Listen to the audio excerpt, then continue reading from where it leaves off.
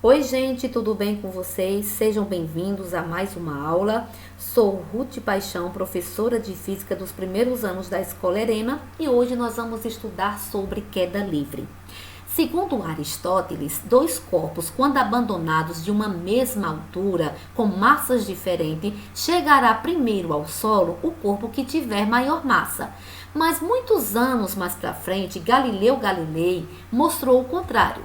Galileu Galilei realizou experimentos em que mostrava que os corpos, a queda desses corpos, a sua massa não influenciava nessa queda. Observe que nós temos aqui dois cilindros. O primeiro está mostrando o cilindro que contém ar e o segundo cilindro que está a vácuo, ou seja, sem a existência do ar. No primeiro cilindro, a pena e a pedra, que têm massas diferentes, são abandonados de uma mesma altura, porém a pedra chega primeiro ao solo que a pena. No segundo cilindro, que é a vácuo, ou seja, não existe ar, a pedra e a pena foram também abandonados de uma mesma altura e chegaram juntos ao solo no mesmo intervalo de tempo.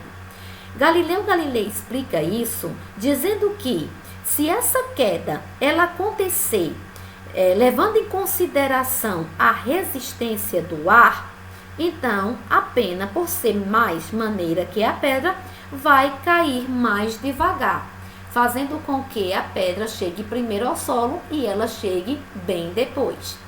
Mas quando essa queda for livre, completamente livre da resistência do ar, então a pena e a pedra chegarão juntas ao solo no mesmo intervalo de tempo. Isso porque no movimento de queda livre, chama-se exatamente queda livre, porque essa queda ela acontece livre da resistência do ar.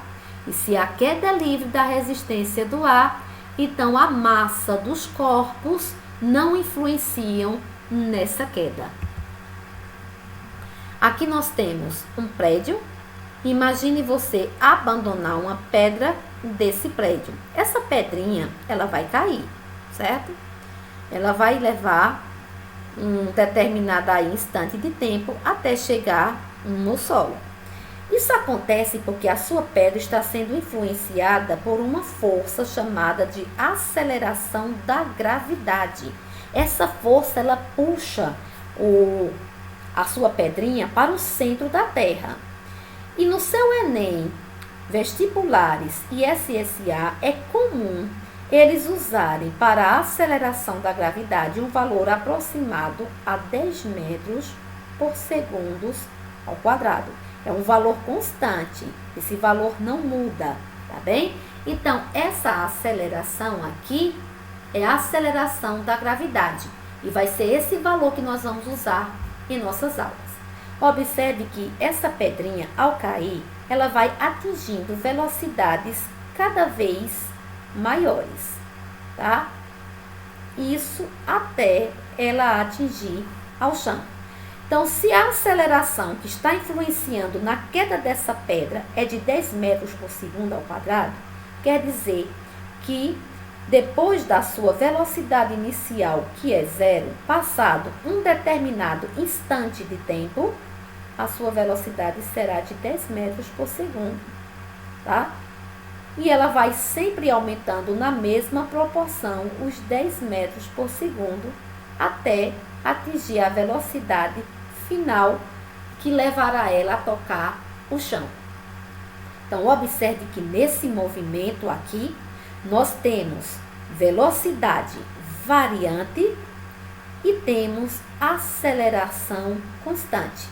E quem nos dá velocidade variante e aceleração constante, nada mais, nada menos é do que o movimento retilíneo uniformemente variado. Isso mesmo.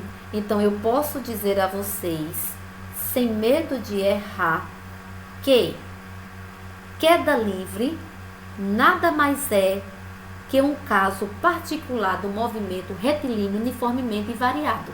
E se queda livre é um caso particular do movimento variado, nós podemos trabalhar com as equações do movimento variado.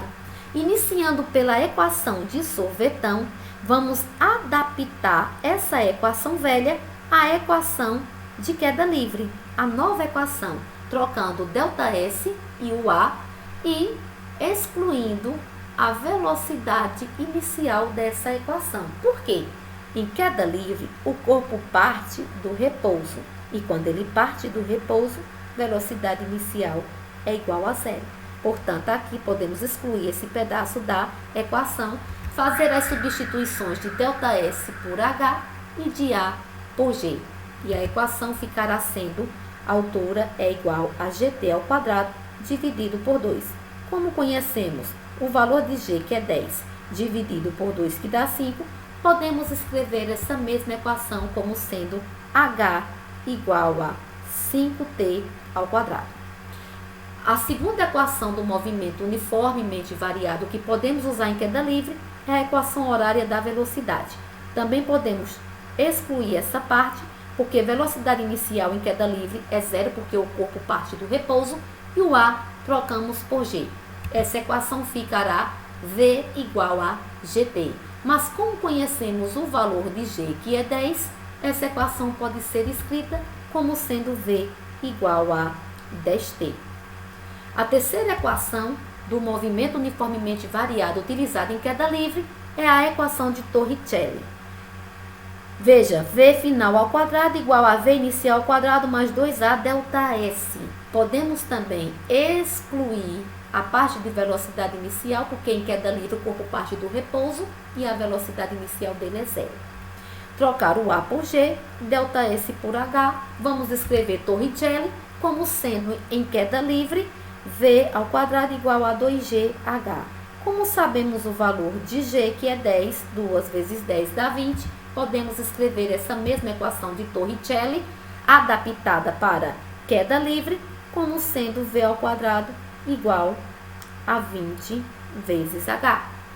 E uma quarta equação para o movimento de queda livre é a famosa equaçãozinha do tempo de queda. TQ quer dizer tempo de queda. Esse tempo de queda é representado pela a raiz quadrada de 2 vezes H dividido pela aceleração da gravidade. Então, se o problema pede tempo de queda, vocês calculam usando essa fórmula. Essas três fórmulas aqui pequenininhas que eu criei para vocês, elas chamam-se equação de bolso. Isso mesmo. Por quê? Porque são equações bem pequenininhas que vocês vão memorizar bem facilmente e vai ser utilizadas para resolver os problemas de queda livre na sua provinha de Enem e SSA, de forma bem prática e rápida. Portanto, como saber quando usar elas?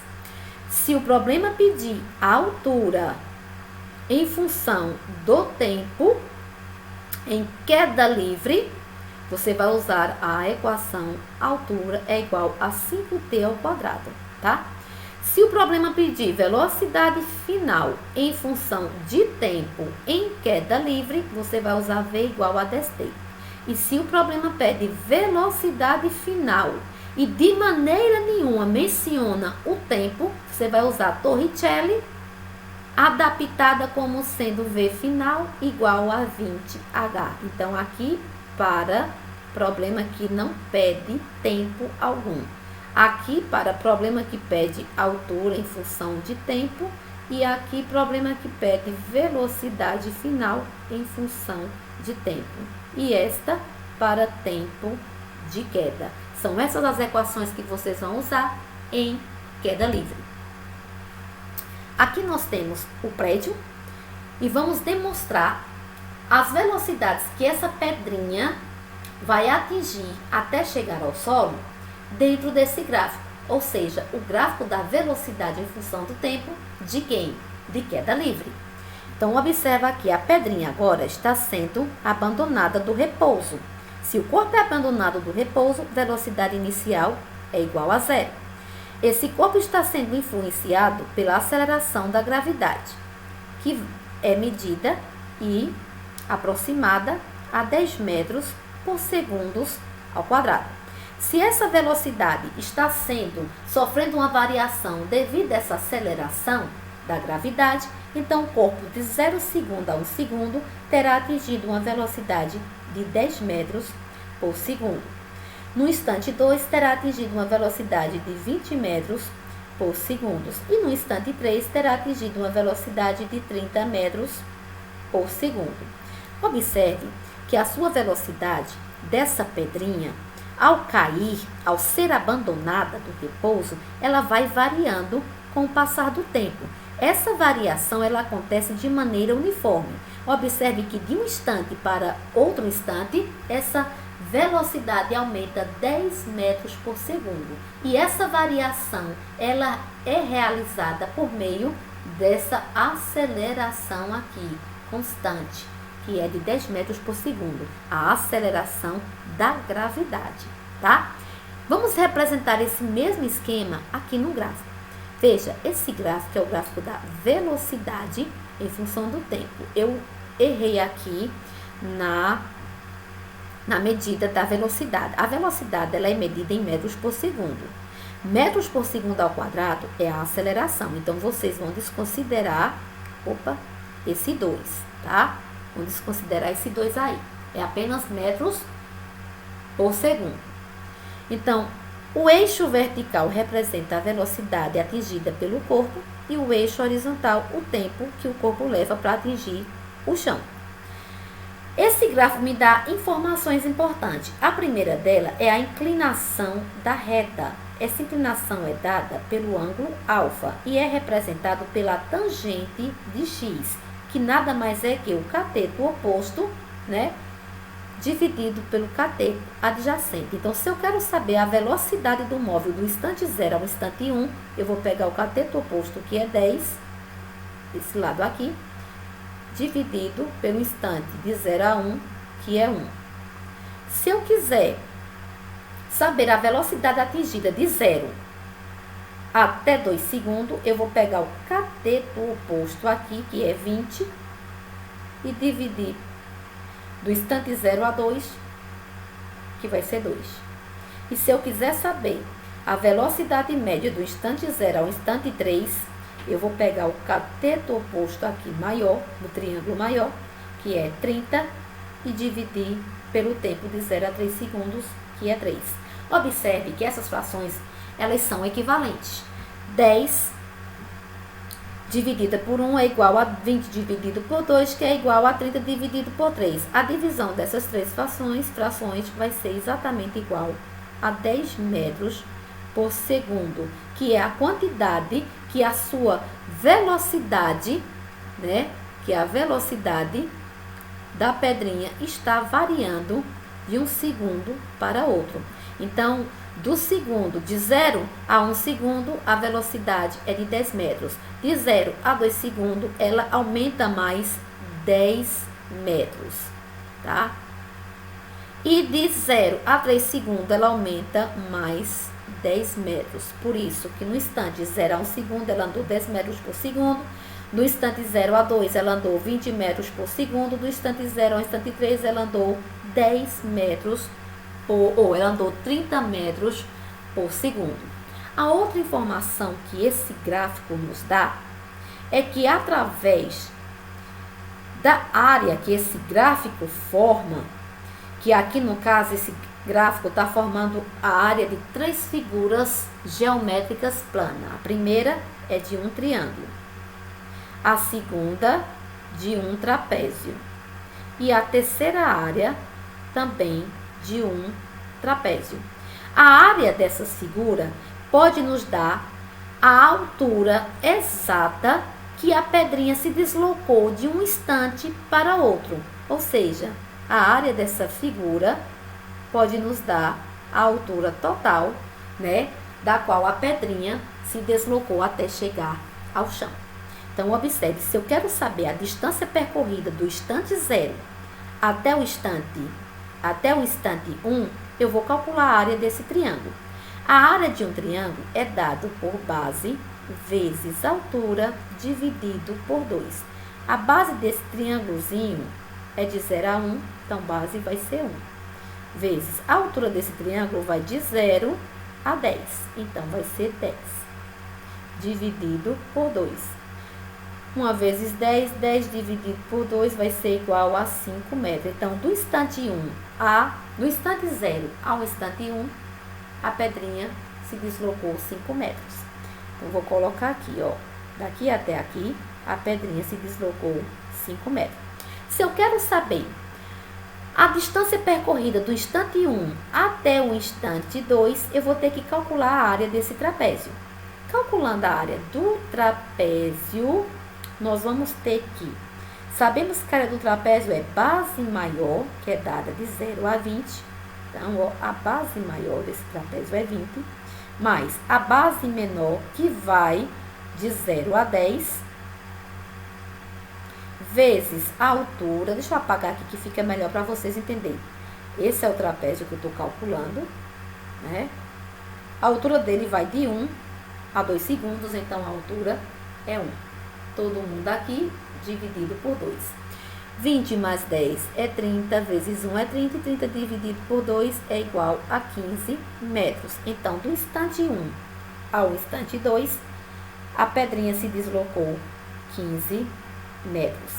Agora, se eu quero saber, deixa eu representar aqui também, né, do instante 1 ao instante 2, a pedrinha andou 15 metrinhos, tá?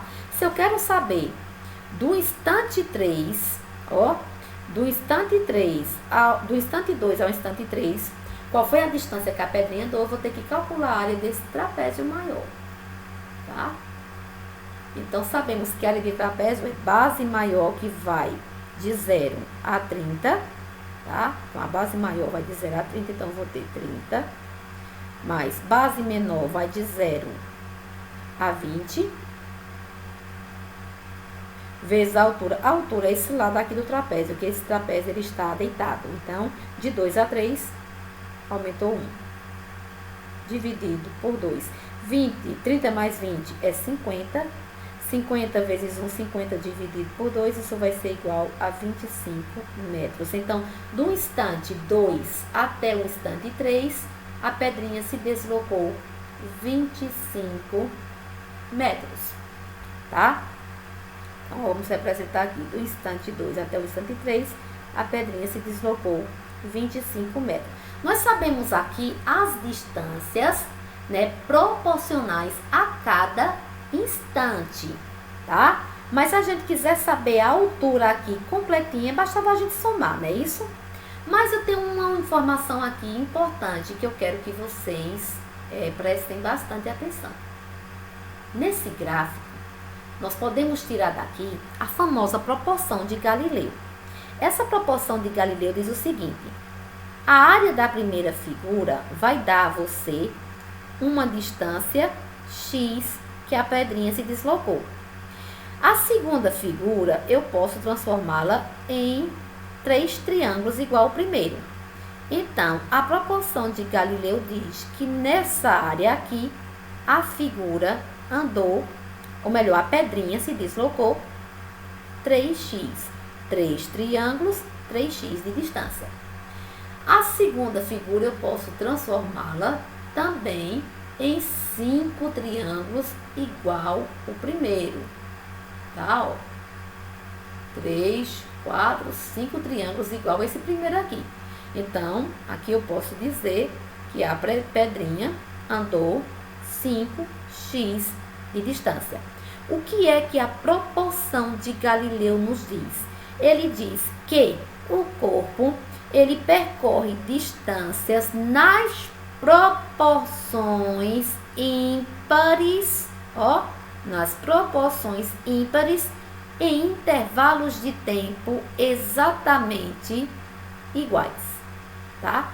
Então, a proporção de Galileu, ele diz o seguinte, que o corpo anda distância nas proporções ímpares, tá? X, 3x, 5x, 7x, 9x, 11x, enfim, nas proporções ímpares, em intervalos de tempos exatamente iguais. Então, se eu quero calcular a altura da qual essa pedrinha foi abandonada, eu usando a proporção de Galileu, eu posso representar da seguinte maneira: a altura é igual a x mais 3x mais 5x, que são as distâncias percorridas pela pedrinha. A altura vai ser igual à soma disso aqui, vai nos dar 9x. Lembra que quando calculamos um instante, a distância do instante 0 ao instante 1, a gente obteve quantos metros? 5 metros. Então, x vale 5. Trocando aqui o x por 5 e multiplicando por 9, a gente descobre que esse prédio aqui, ele tem 45 metros. E veja que se eu fizer 5 mais 15, 20, mais 25, vai nos dar um total de 45 metros, tá?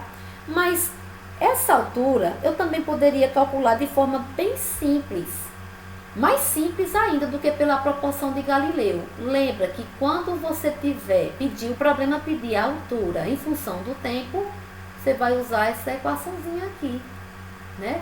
A altura é igual a 5 vezes t ao quadrado, onde 5 vai ser vezes t, t é o tempo de queda dessa pedra. Veja que o tempo de queda vai de 0 a 3 segundos. Eu troco o t por 3 ao quadrado e eu vou ter que a altura vai ser 5 vezes 9, que vai me dar exatamente 45 metros.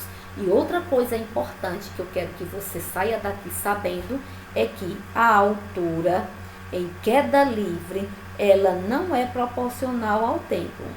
Em queda livre, a altura é proporcional ao quadrado do tempo, tá? Lembre-se disso, a altura vai ser proporcional ao quadrado do tempo. Primeiro exemplo.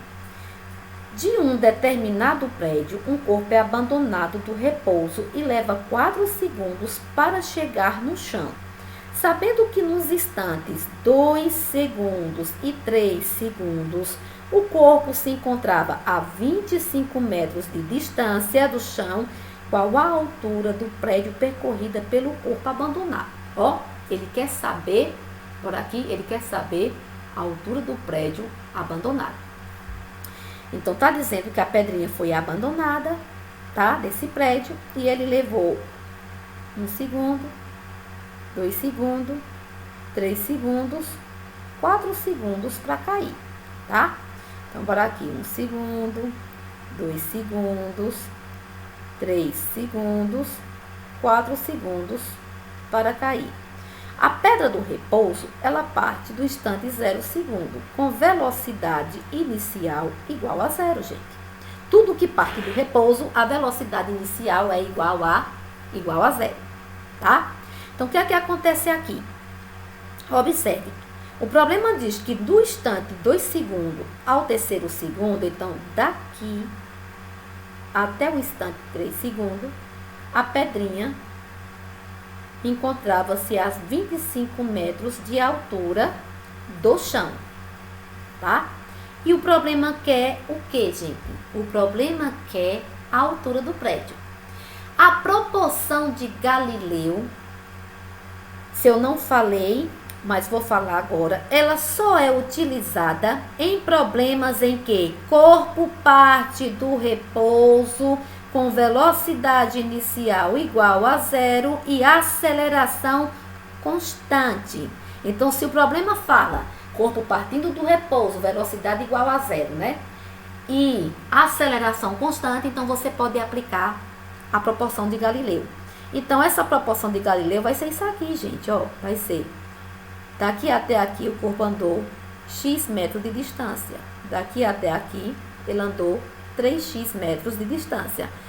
Daqui até aqui, ele andou 25 metros, que corresponde a 5x metros de distância. E daqui até aqui, ele andou 7x. Lembra da proporção de Galileu? O corpo, ele anda, né, distância nas proporções ímpares e em tempos, em intervalos de tempos exatamente iguais. Então, calculando aqui pela proporção de Galileu, eu vou ter x mais 3x mais 5x mais 7x. A soma disso vai me dar 16x. Lembra que aqui ele falou que do instante 2 ao instante 3 o corpo andou 25 metros. Então, se eu resolver essa equaçãozinha aqui, x vai ser igual a 25 dividido por 5, que vai me dar 5 metros. Sabendo agora o valor de x, eu faço 16 vezes 5, que vai nos dar 80 metros de altura. Também posso resolver isso usando a equaçãozinha da altura de queda livre, que é dada por 5t ao quadrado. Isso porque eu tenho os instantes de tempo em que a pedrinha cai, que foi dado que é de 4 segundos. Então, resolvendo aqui por essa equação, 5 vai ser igual, o tempo é 4 segundos elevado ao quadrado. Resolvemos primeiro a potência, 4 ao quadrado é 16, para depois multiplicarmos. E aí vai ficar 80 metros. Então, das duas maneiras você pode resolver pela proporção de Galileu ou pela a fórmula da altura de queda livre, tá? Lembrando que proporção de Galileu só aplico essa proporção quando o problema fala que o corpo é abandonado do repouso, tá, gente? E possui uma aceleração constante. Agora vamos para o segundo exemplo. Um atleta pratica salto ornamental, fazendo uso de uma plataforma situada a 5 metros do nível da água da piscina. Se o atleta saltar desta plataforma a partir do repouso, com que velocidade se chocará com a água? Observação: despreze a resistência do ar e considere o módulo da aceleração da gravidade como sendo 10 metros por segundo ao quadrado. Ora, se o problema fala ignorar a resistência do ar e manda usar a aceleração da gravidade como sendo 10 metros por segundo ao quadrado, isso é um problema clássico de quê, gente? De queda livre, tá? É de queda livre. O corpo está partindo do repouso, então já sabemos que a velocidade inicial dele é 0. E ele quer saber, quando ele salta daqui, ó, do repouso, né? Qual velocidade final ele chega nessa água. O que eu sei desse problema é que essa distância da plataforma até a água é de 5 metros. Então, isso aqui já é a minha altura da plataforma até a água. O problema quer saber com qual velocidade final, ele quer saber a velocidade final que esse atleta se choca com essa água. Mas em momento nenhum ele falou no tempo que o atleta leva para fazer isso. Então, se ele não falou em tempo, lembra da dica? Nós vamos trabalhar com a equação de Torricelli adaptada para a queda livre. Isso vai ser igual a 20h. Então, ó, a velocidade final é a que ele quer saber com a qual velocidade final o atleta atinge a água. Sabemos que 20 vai ser multiplicado pela altura. A altura é a da plataforma em relação à água, de onde ele está partindo até onde ele vai chegar. Essa altura é de 5 metros. Então, essa velocidade vai ser igual, esse 2 passa em forma de raiz quadrada, 20 vezes 5 é 100. E agora eu vou ter que velocidade final é a raiz quadrada de 100, que é 10 metros por segundo. Então, esse atleta vai atingir a água com uma velocidade final de 10 metros por segundo. Opção correta, letra A. Um gato consegue sair ileso de muitas quedas.